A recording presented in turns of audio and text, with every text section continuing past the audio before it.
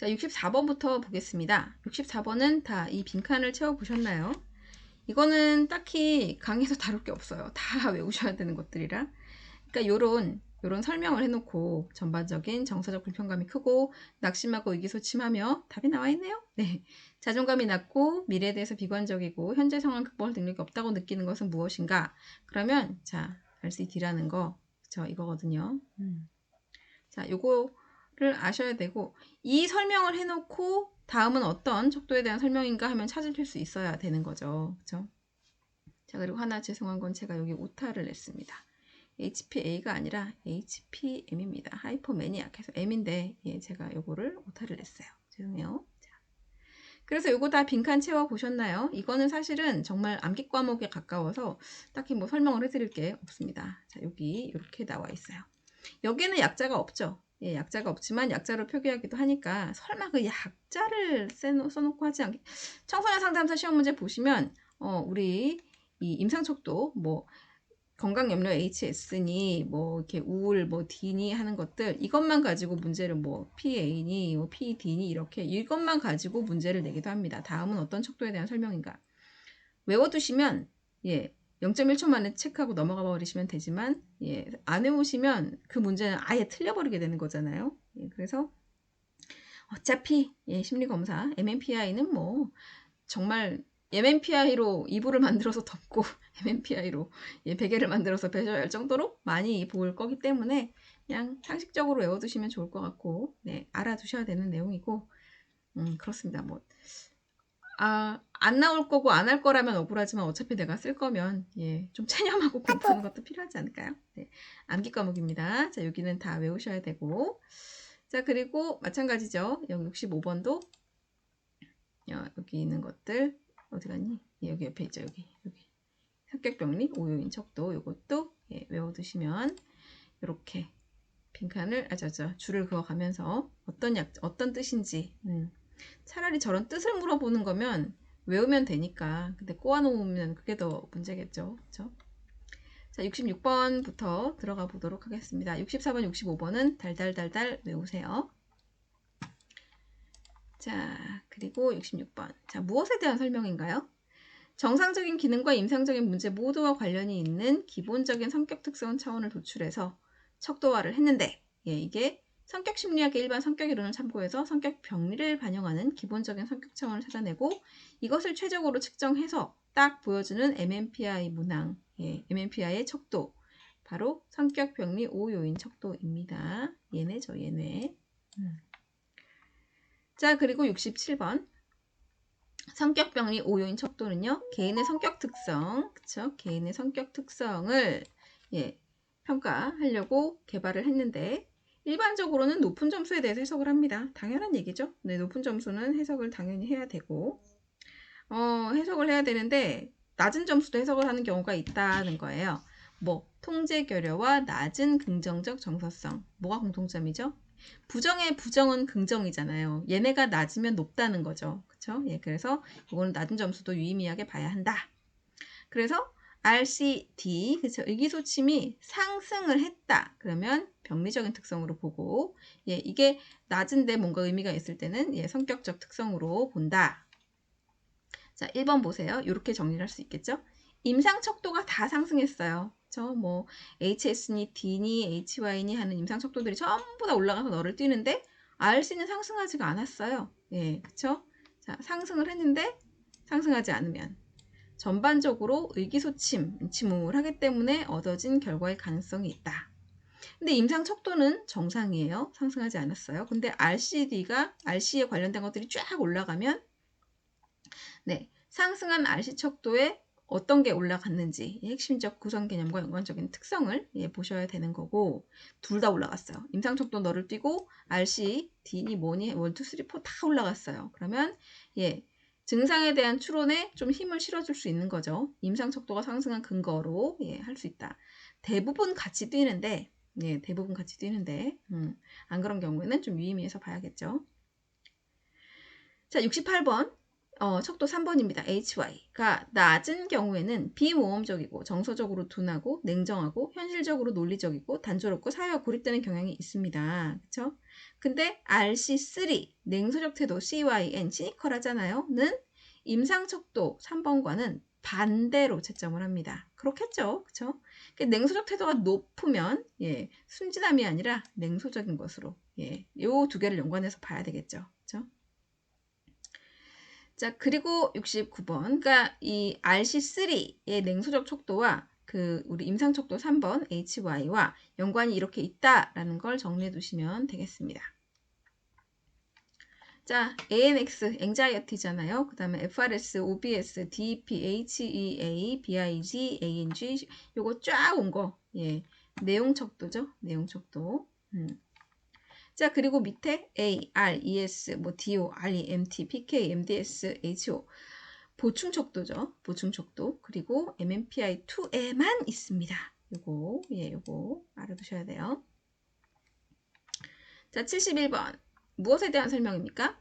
심각한 정신병리 지표로 판단되는 것들로서 급성불안 상태, 우울한 자살, 자살 생각, 위협적인 공격, 알코올 중독으로 인한 스트레스, 착란, 망상 이런 게 포함되어 있는데 과잉 해석을 하면 안 되고 그렇다라고 체크를 했으면 좀 더 알아봐야 되는 거. 이거 결정적 문항에 대한 얘기죠.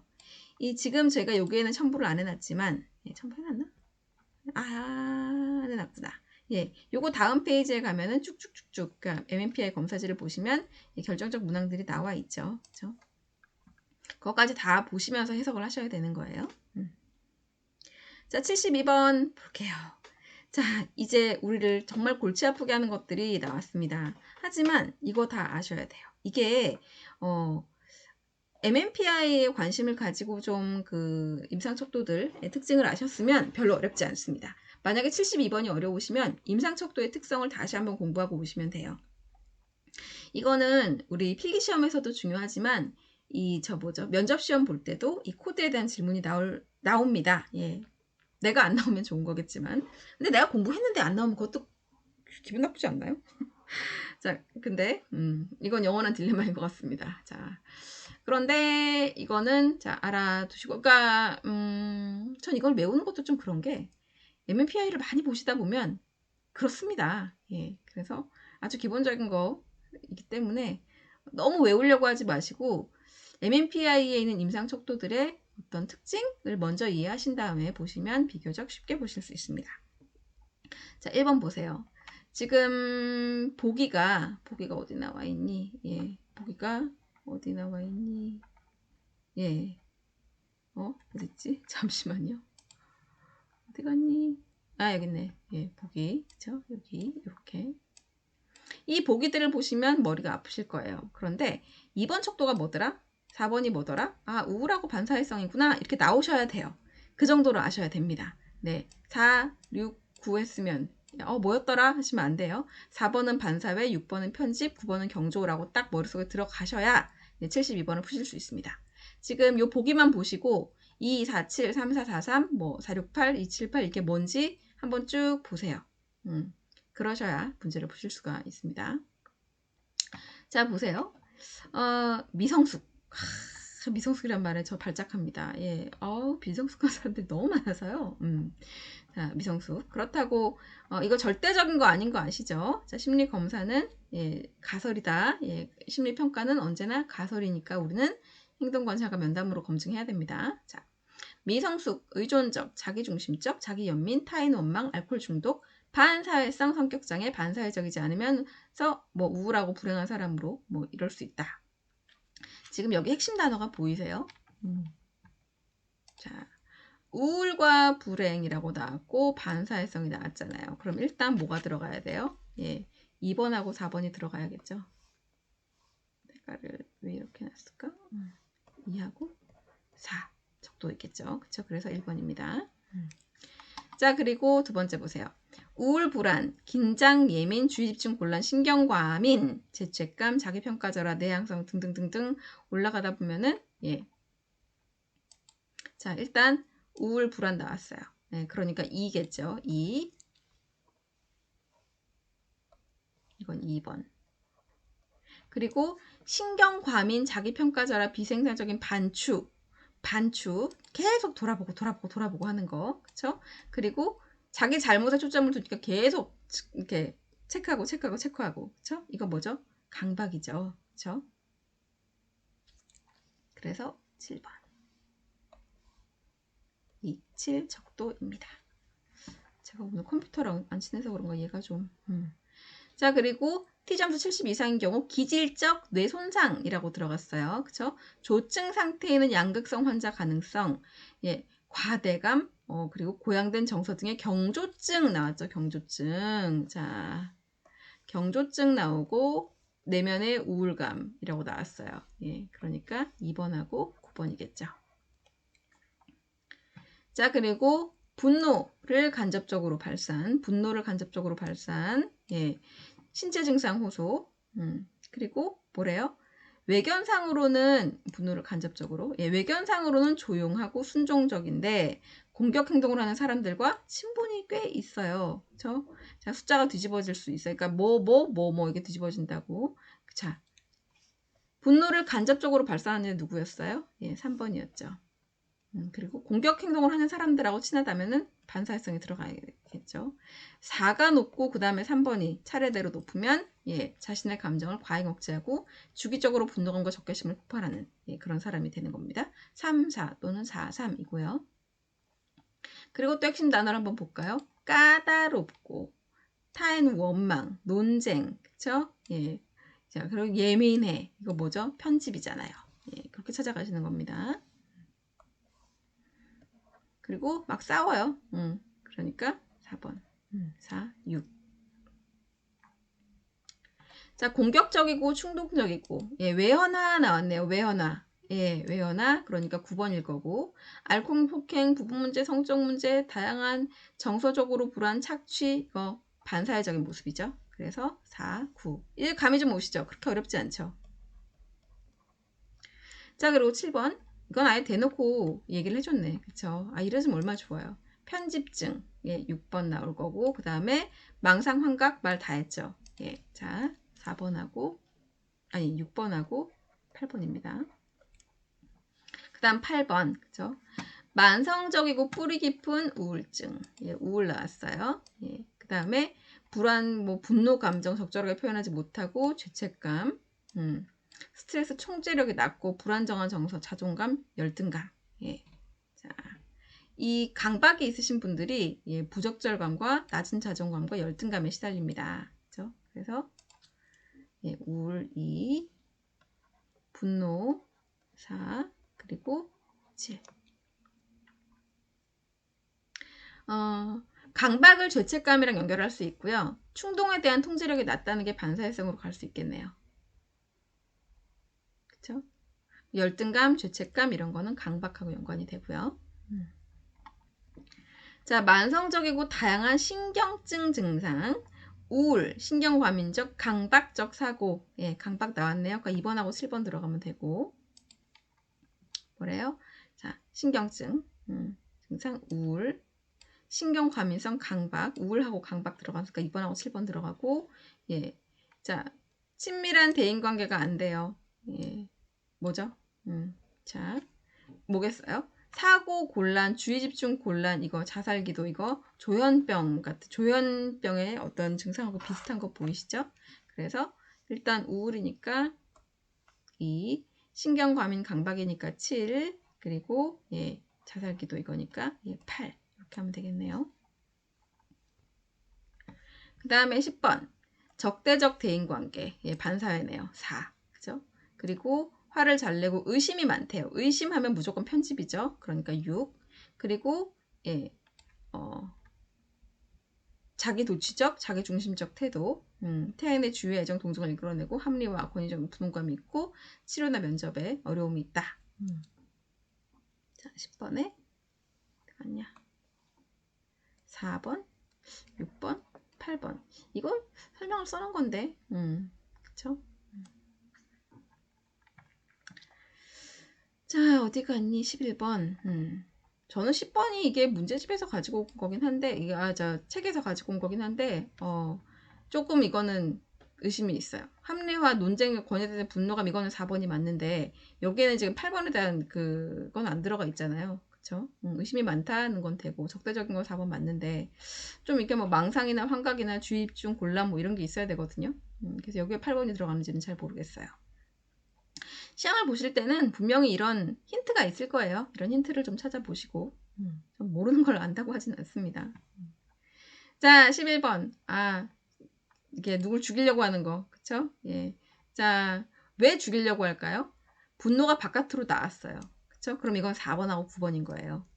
자, 분노, 공격성, 폭발성. 그러니까, 자, 일단 반사회가 있을 것이고, 예. 자, 6, 9.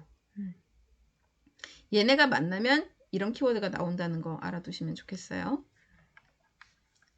자, 그리고 V의 모양, 그쵸? V일 경우 정신증 V, 심각한 병리, 피해망상, 과대망상. V면 그나마 3개가 쪼르륵 연결돼 있을 거라는 거 알잖아요. 그쵸? 자, 그럼 6번하고 8번 들어갈 거면 6, 7, 8이지 뭐. 이런 식으로 그냥 거저주는 문제도 하나 있어야 되지 않을까요? 자, 자, 그래서 답은 이렇게 됩니다. 예, 1, 2, 3, 4, 5, 6, 7, 8, 9, 10, 11, 12. 저 단순한 거 보이시죠? 네. 자, 그렇습니다. 73번. K 웨이즈 4의 4가지 영역이 아닌 것은 자, 뭐뭐에 있었죠? 언어 이해에 있었죠? 언어 이해, 예, 지각 추론, 작업 기억, 처리 속도 있었죠? 언어 처리는 아니에요. 이렇게 말장난치는 거, 예, 잘 보셔야죠. 자, 74번. 이런 문제가 나와요. 이런 문제가 나와요. 예, 2018년에도 나왔습니다. 그래서 저는 시험이 딱 시작하자마자 다다다다닥 외워서 그 표를 옆에다 그려놓고 시작을 했어요. 시험 치기 직전에 예, 웩슬러 소검사하고 핵심 검사를 보시고 눈을 감고 중얼중얼 하고 있다가 시험 딱 시작하자마자 그 시험지 빈칸에다가 쫙 써놓고 시작을 했어요. 전 제 말을 안 믿기 때문에 그렇게 하시면 이거 문제 풀다 보면 엄청 헷갈리거든요. 예, 그래서 우리는 단기 기억에 넣었다가 빨리 삭제하는 걸로 예, 자, 외우는 연습을 좀 하세요. 자, K-Wage 4에서 사용되는 핵심 소금사끼리 묶인 것은 3번이 답입니다. 그 표를 보시면 되고요. 자, 75번 보시면 자, 검사 목적에 따라서 인지능력 검사, 소위 말해서 지능 검사와 예, 성격 검사, 적성 검사 이렇게 나뉘고요. 검사 유형별로는 측정 영역과 실시 방법과 실시 방식, 그러니까 응답 방식 이렇게 나눠져요. 자, 다시 볼게요. 지금 칸을 한번 채워보면은 검사 목적에 따라, 그쵸? 검사 목적에 따라 예, 인지 능력 검사와 예, 성격 검사와 적성 검사로 나누어진다. 여기 보이시죠? 예, 인지 능력 검사와 지능 성격 검사. 그러니까 앞에 들어갈 말이 검사 목적인 거고요. 그리고 검사 유형별로 예, 뭐 측정 영역, 실시 방식, 응답 방식 이렇게 나눠지고 측정 영역에 따라서 적성 검사와 성취도 검사, 실시 방식에 따라서 어떻게 해요? 예, 개인 검사와 집단 검사. 응답 방식은 예, 자기 보고식 검사가 있고, 그러니까 이게 자기가 직접 체크하는 그런 게 있고 이렇게 묻고 답하는 검사가 있잖아요. 그래서 객관적 검사와 투사적 검사로 나뉩니다. 검사 유형별이라는 말은요, 검사에 있어서 공통되는 부분을 기준으로 분류했다는 뜻이고, 그렇죠? 적성 검사와 성취도 검사는요, 측정 영역에 따라 나뉜다는 공통점이 있는 거고, 개인 검사와 집단 검사는 실시 방식이 기준이 된다는 공통점이 있고요. 객관적 검사와 투사적 검사는 일단 응답 방식이 주거니 받거니 하는 거잖아요. 그렇죠? 그런 뜻입니다. 말장난이에요. 말장난. 자, 그리고 76번. 심리 검사의 분류는 크게 예, 뭐와 뭐일까요? 뭐와 뭐인 것 같으세요? 위에서 얘기했는데. 자, 검사 목적과 검사 유형입니다. 그래서 76번은 1번이고요. 77번에 다음 중 상담에 대한 설명으로 옳지 않은 것은 제가 계속해서 얘기한 게 하나 있었어요. 자, 4번 보세요. 평가 결과는 사실입니까? 네, 가설일 뿐입니다. 이거 정말 중요해요.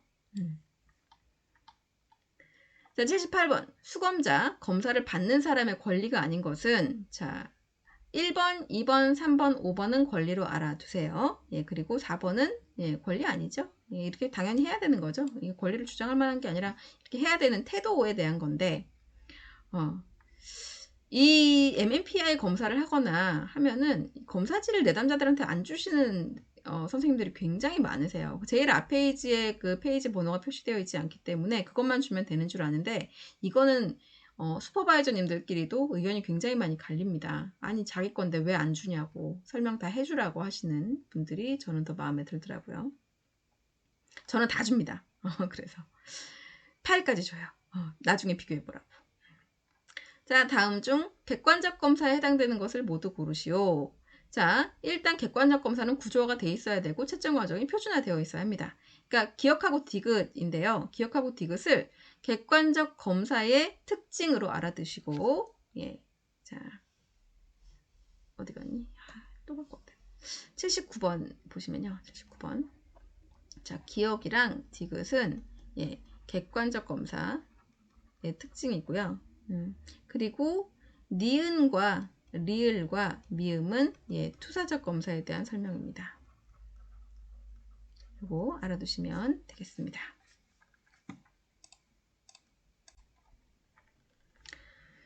자, 그리고 80번을 보겠습니다.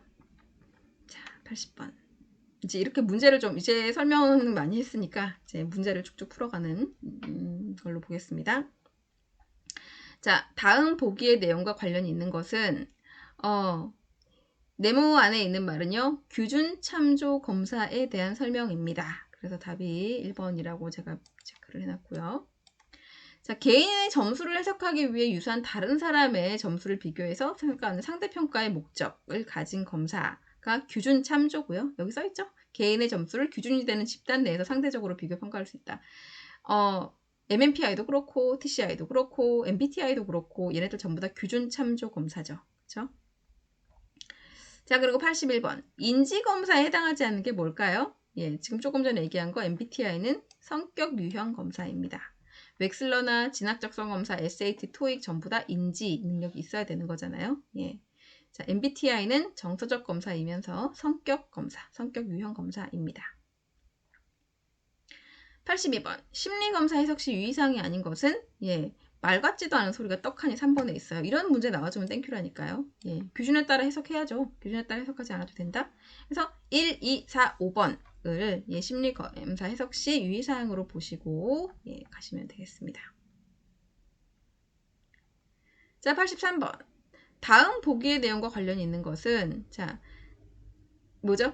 단일 형식의 조직이 아니라 예, 적응 과정을 통해 동화와 조절이 균형을 이루는 상태. 개인이 합목적적으로 행동하고 합리적으로 사고하고 환경을 효율적으로 다룰 수 있는 총체적 능력. 예. 피아제와 웩슬러가 이야기한 지능에 대한 설명입니다. 83번에 3번입니다. 자, 84번부터는 다음 영상에서 또 설명을 들어가도록 하겠습니다.